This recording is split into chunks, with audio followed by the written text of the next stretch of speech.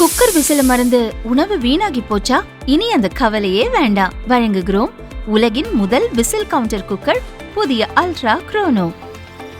Ultra என்றால் ஆரோக்கியம்.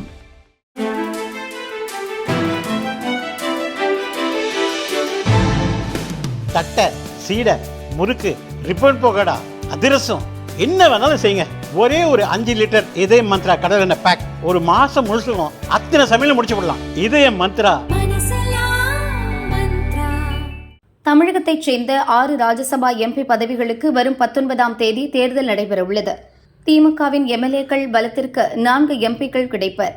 கமல்ஹாசன் உட்பட 4 வேட்பாளர்கள் பெயரை திமுக அறிவித்துவிட்டது. எஞ்சிய 2 இடங்களுக்கு அதிமுக வேட்பாளர்களை அறிவிப்பதில் இழுபறி நீடிக்கிறது. கடந்த சட்டசபை தேர்தலில் தோல்வியடைந்த முன்னாள் அமைச்சர்கள் ராஜ்யசபா சீட் கேட்டு பொதுச் செயலாளர் பழனிசாமிக்கு அழுத்தம் தந்து வருகின்றனர்.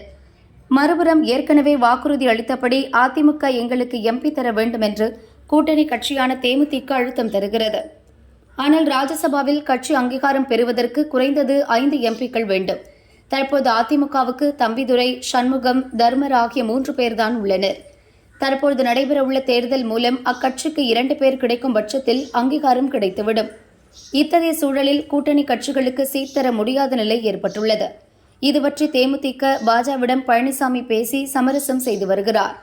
அடுத்த ஆண்டு சட்டசபை தேர்தலுக்கு பின் வரும் ராஜ்யசபா தேர்தலில் பார்த்துக் கொள்ளலாம் என பழனிசாமி உத்தரவாதம் அளித்து வருகிறார். இது தவிர ராஜ்யசபாவில் கட்சிக்கு பிரதிநிதித்துவம் இல்லாத நாடார், முத்திரையர், தேவேந்திர குல வேளாளர், அருந்ததியர் சமூகத்தைச் சேர்ந்தவர்களுக்கு சீட் தர பழனிசாமி யோசித்து வருகிறார். இதுபோன்ற காரணங்களால் அதிமுகவில் ராஜ்யசபா எம்பி வேட்பாளர் தேர்தல் இழுபறி நீடித்துள்ளதாக அக்கட்சி வட்டாரங்கள் கூறுகின்றன.